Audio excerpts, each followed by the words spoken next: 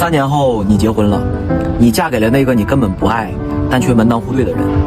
你烦得连饭都吃不下，床都不愿意上，你会不会后悔当初太听家里人的话？3年后你结婚了，你嫁给了那个你当初奋不顾身想要嫁的人，可他现在完全变了，你跟他说句话他都不愿意多看你一眼，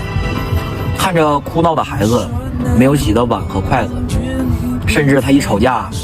就不回家，你会不会后悔当初没有听家里人的话？3年后